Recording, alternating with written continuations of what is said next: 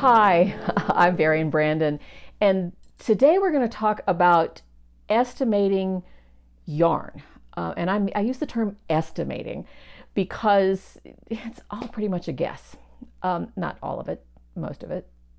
Anyway, I'm putting this, you'll have seen, I'm putting this video in amongst the designer decisions because it is kind of a designer decision as to how much yarn you call for in your patterns.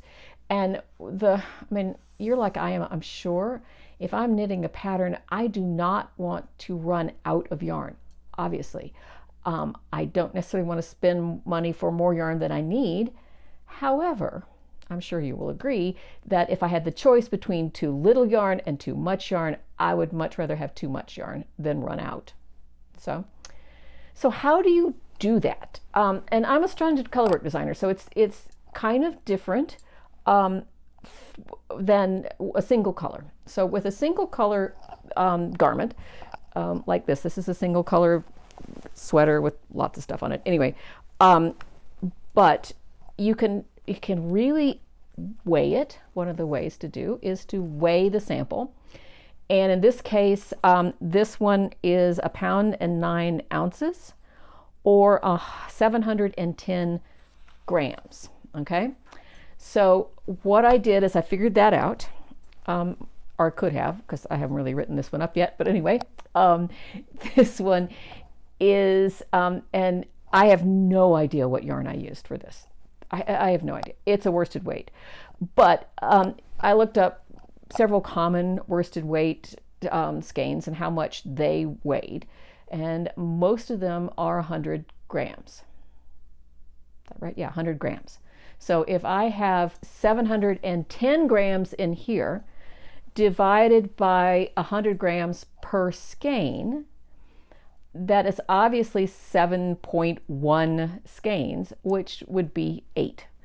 And just barely 8. But that would give me enough to swatch, good swatch, and any other sort of squishy things I needed for that, for this one size, right? There are plenty of people, when I started thinking about this video, there are plenty of places. I just Googled how much estimating yarn. And I got a number of formulas. I got a number of different ways different people figure out how much yarn, or designers, how much yarn they need for each garment. So that it's real easy if you're just making one.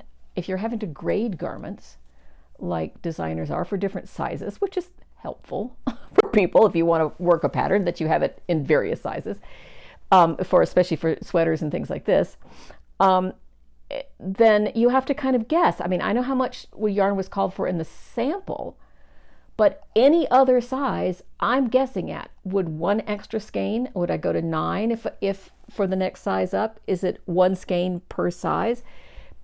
Just depends on how much, in this case, there's not that many cables and things in it to eat up the yarn, but it kind of depends on the pattern. Another way to do it, and I know I have a friend as a designer, and what she does is she figures out how many stitches there are in the entire garment.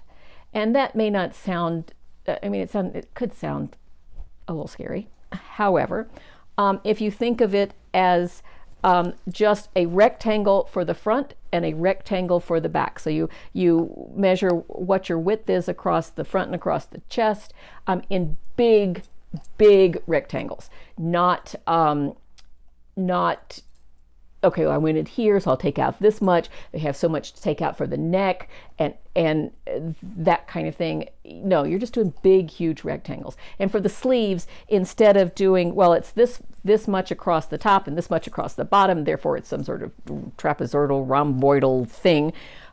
Usually what happens is just you figure out how wide it is across at its widest point, how long it is, and then you make one big rectangle.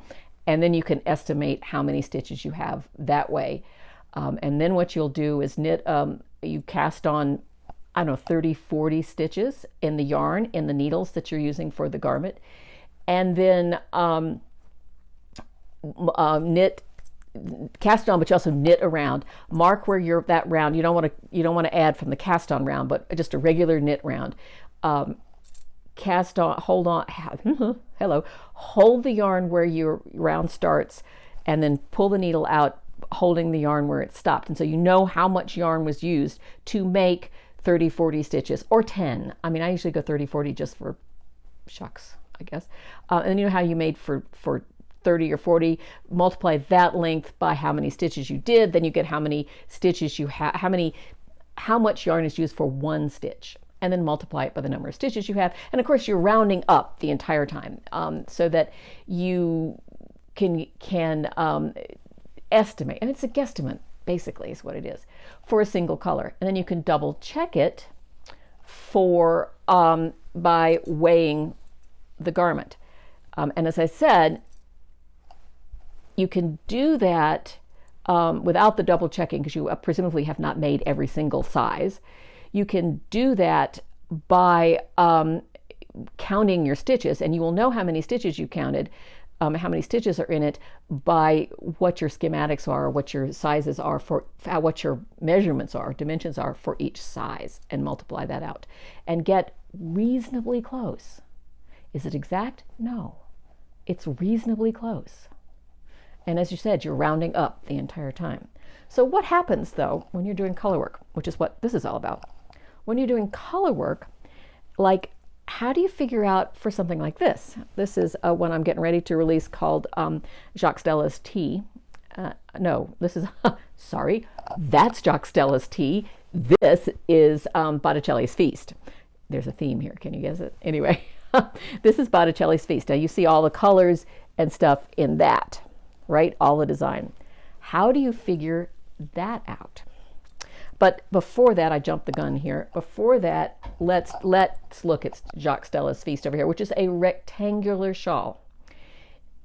You can adjust by length, but I'm not going to figure out how much yarn is for taking out one repeat pattern and second repeat pattern. I'm going to give you an overall for the largest pattern, which is well, and the easiest way for me to do that is what I usually did, because there are no sizes except for just this one size, is that every time I started a new skein of yarn, I kept the ball band or the skein band in a plastic bag with my knitting, so that every time I started, I know exactly how many skeins of yarn I used for this one garment, which doesn't really have sizing.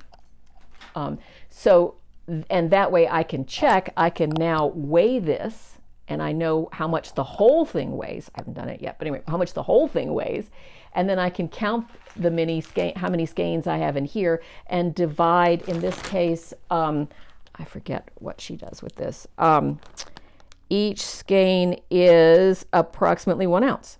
So if I have however many ounces, if this is, say, 20, I don't know how many this is, 20, if there's 20 ounces, this weighs 20 ounces, and I have 20 bands here, then I know I'm reasonably close for, I don't need those right this second, I'm reasonably close that I've gotten it correct.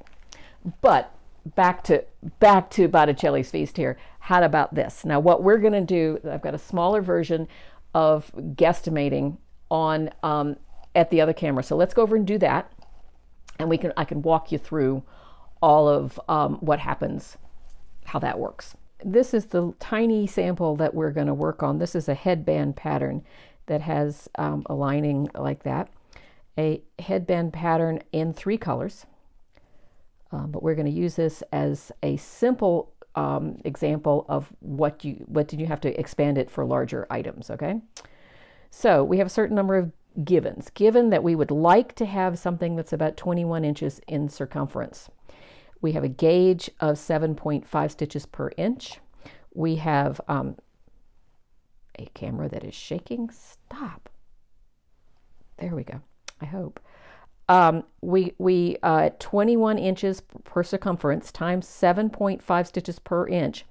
Then to get that 21 inches in circumference at that gauge, we would need 157.5 stitches. Now, obviously, we're not going to do a 0.5 stitches, but we know that the largest motif we have here is 20 stitches.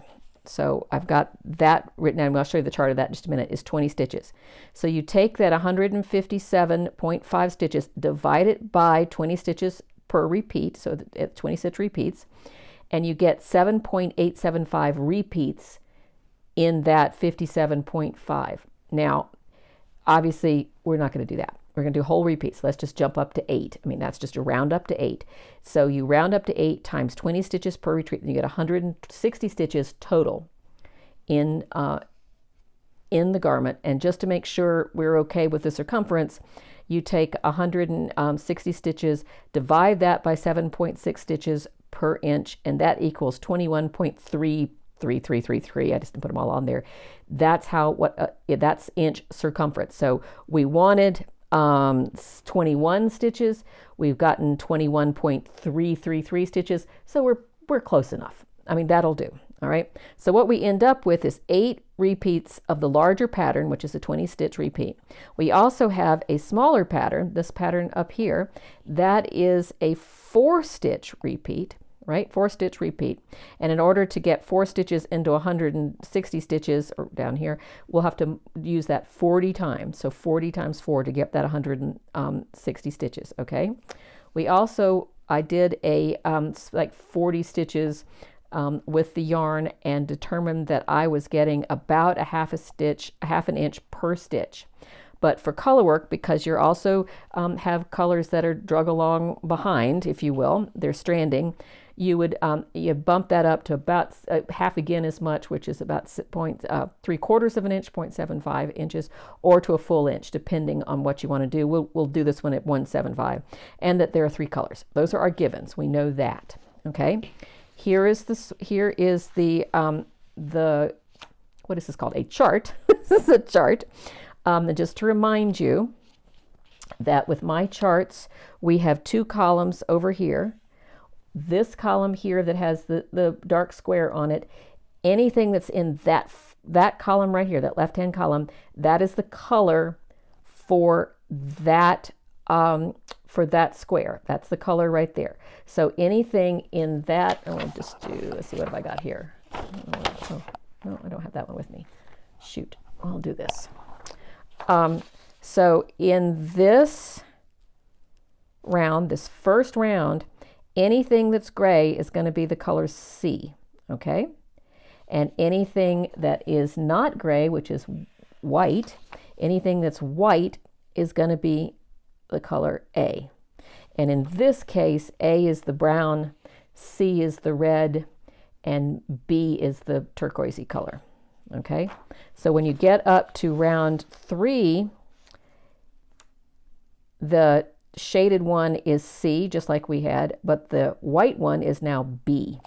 And so we can look at it here, where here is the shaded one is the A, is the C on the first 2 rounds, and then, I could pull it up here, that would probably be easier.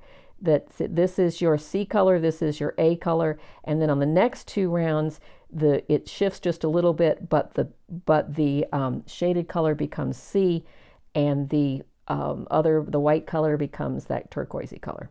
Okay, now it shifts again. That doesn't mean that every single time you see gray, it'll be B or here B. You have to look every single time as to every time you see gray. In this case, will all be C, but it changes up here. Okay. All right. Here is the chart for the 4x4, the 4 stitch repeat. This is actually the chart for the upper part here, where the B is close is the first one you hit to, and A, but they're exactly the same. As you can see, they're just the same number of stitches for each one of those. Okay. Why I did that, I don't know. Who knows what my brain's doing. Okay, anyway, this is the larger repeat, okay, where you can see that the first round is all A, which is the solid brown right there, okay, and then all the way up, the gray here, all the way up to the center is B, so the gray here is all the way up the center is B, and then the gray becomes C, which is why that red is through here, and then it's a mirror image of itself. So we can look at that. We have 20 stitches. They have a pivot stitch here, with the C color in it. And if you'll notice that round number 7 and round number 9 is actually exactly the same. So if you look at round number 7, which is right there, is that right? Yeah, right there. Starts off, let's see if we can isolate that. Starts off with 2 grays, then, 1 white, then 2 grays, then 1 white, then 2 grays, then 4 whites, 1 gray, 4 whites, and then 2 and 2, 2, 1, 2 again. If you look then again, look at, not again, but a look over at number 9, it's exactly the same. 1, 2, 1, 2, 4, 1, 4, 2, 1, 2. Okay, and the same thing goes for round number 10 and round number 6. They are exactly the same. So it's a mirror image pivoting off of this stitch right there. And that will become apparent in just a minute why I said that. All right, so let's look at some numbers here. All of these were done on, hopefully you can see that. All of these were done, maybe we can get that just a little bit closer. Maybe that's probably better. Hello, I'll put this over. There we go, try that. All right, this is motif number 1, which is, this is motif number 1 right there.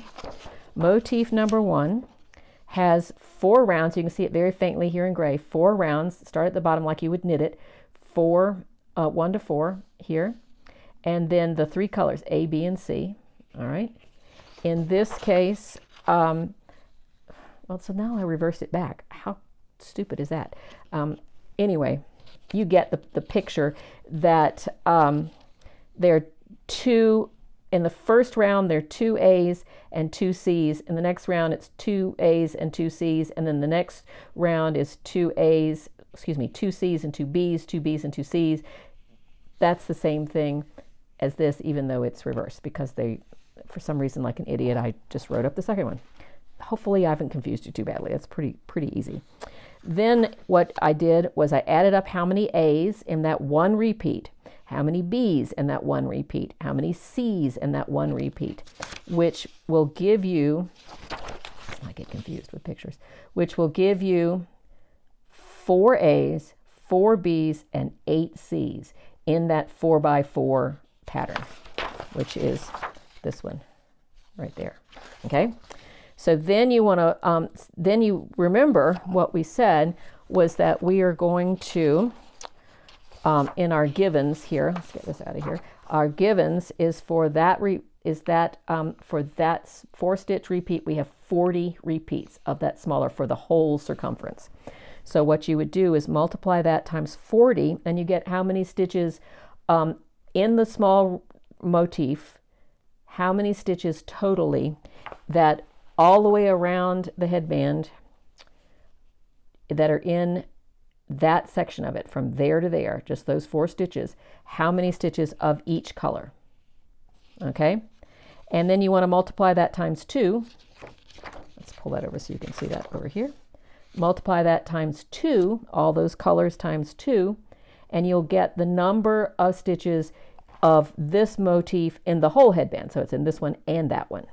Okay, so if we started out with 4 stitches in the motif total, just one repeat of the motif, times 40, so you get 160 in the of that color in the whole round, all the way around, times 2, because there are 2 sets of that motif. That's how many stitches of the color A, color B, and color C. Hopefully that makes sense. Now let's look at the other motif, which is the larger motif, which is, of course I would use the marker, the straight edge, as the picture. Very good, Brandon. Okay, so here is this one up here. This is round number 1. This is round number 1. It is all color A. So therefore, you write down 20 stitches, and you can see up here, if I can pull this over to here, you see that's color A there. There are 20 stitches. Did I just go off the camera? Yes, I did. Let's pull it up just a little bit. There are 20 stitches of A. So this is A, B, and C, right? There are 20 stitches of A. in that first round. In the next round, which is the next round here, there are 12 stitches of A, which is the light color, and 8 stitches of B. Sorry, let me do this. 12 stitches of A, which is the light color, and 8 stitches of B, which is the dark color. Now, do I count every single stitch? No. I count the ones that are the easiest. It's easier for me to count the ones that have the fewest number on the round. So I get 1, 2, 3, 4, 5, 6, 7, 8. And then I know there are 20 on here, so 20 minus 8 is 12. So I just write 12. And if you know how to do formulas, you can just say that this round here, this column here is what is 20 minus whatever is in that column. So if I get 10 here, it's 20 minus, I get 10 and 10, 10 and 10. I've got 11 in on round number 5. I've got it that way. And I can go all the way up to the center round, which is number with a pivot round, which is, I'm trying to get it large enough and then I can't get all the things on the screen. But anyway, here is round number 8. Okay. Now, when I told you this is a mirror image of that, I don't need to count anything up here at all because I've already counted it down here because it is a mirror image. So once I hit here, I'm done counting. All I do is then transcribe. There we go. Quit shaking. Transcribe whatever was in round number 7. I'll put those same numbers in round number 9. The same thing. Whatever was in 6, I'll put those same numbers in 10, all the way up to round number 15, which would be the same as round number 1. And so those numbers just kind of get filled in. I don't have to count them. So as I repeat it, I counted only the gray stitches from here up to the middle. And when I counted the gray stitches, all I had to do was subtract that number from 20, because 20 is the number in the repeats, 20 number stitches in the repeat. When I got to C, I got through C, then all I had to do was use the same numbers that were in 7 for 9, 6 for 10, and so forth, all the way up. So it's not as much counting as you might think, okay? So now what I've got is I total all those up. So I got, you see here, 171 stitches in one motif, right? One motif repeat, not the whole thing, just one motif repeat. 171 of A, 122 of B, and 7 of C. Okay, because C is just in that central, C is the red, and it was just right in here. So in one repeat, there are only 7 of them. Okay, so then I know from my givens that there are 8 repeats of the larger thing. So I multiply all of those by 8. So 8 times 171 is 1368, and so forth. I mean, I just multiplied that out, and you can do that on Excel. I also had to figure the backing, because I wanted to make sure that this is a line thing. Don't pay attention to that. That was me running out of colors. So what I'm going to do, what I've got this written for is that it's all solid in the back, and you can do that fancy stuff if you want to, but I'm going to do it for just solid in the back. Okay. So for solid in the back, you have 160 stitches times 23 rounds. And 23 rounds, and I know they're 23 rounds because the whole thing written out like this, I mean, I could add them up. I mean, I could add up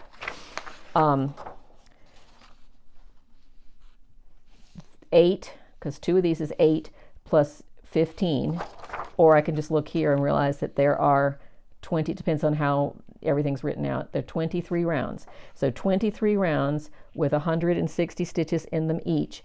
And I decided that this is going to be done in the gray, in the A color, which is the brown.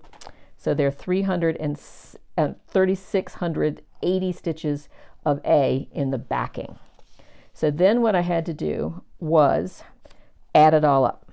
So this number is that number plus that number plus all the way up here at the top up there, which is that 320 there. So it's 320 plus 1368 plus 3680. Okay, and I did that for all 3 colors. okay? Just added up the totals of around each time. And then I multiplied each one of, that's the total number of stitches. We're just adding stitches. Then I multiplied those stitches times 3/4 of an inch. Because that's how many, if you remember, that's how many stitches I got, how many inches I got in, or I was using for one stitch of color work, and that accounts for dragging along behind. And now, is that exact? I'm not going to add every stitch that I've drug along behind. No, that's an ishy color. Sometimes it would be an extra quarter inch. Sometimes it's not. It just depends. Sometimes it's more than that. So there you are. That's that. Then that's how many, so that would be how many inches I have of each color. So then I divide those by by 36, which is how many inches are in a yard. And then I get this number of yards of each color. And depending on what brand of yarn you're using, I just found one that had mini skeins. Yeah, I was using mini skeins of 30 yards per mini skein.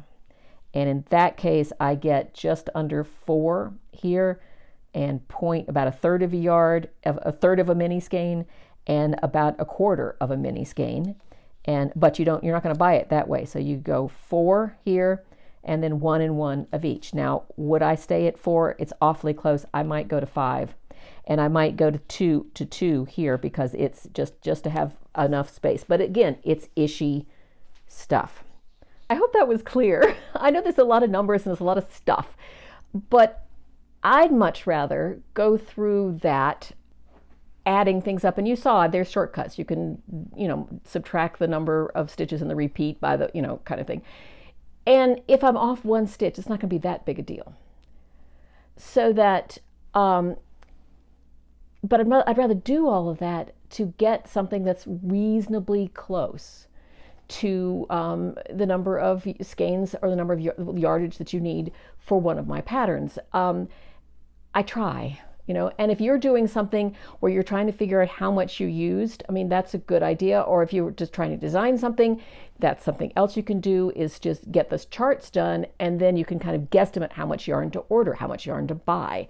And it's a guesstimate for sure. And anytime you look up online, how much yarn do I need? Usually the words, it depends, kind of comes up. Along with, and lots of times they'll give you these long, I saw one explanation when they gave you this long elaborate formula for doing all this sort of stuff. And then it says, and then whatever you get multiplied times 2 or 3, depending. So anyway, so I hope that's helpful. And we will, I'll see you again next time. How about that? I'll see you again next time. So, and thank you for joining me. Thank you for being there. Thank you for leaving comments. Thank you for just following and being interested in stranded color work like I am. So thanks, guys. Bye-bye.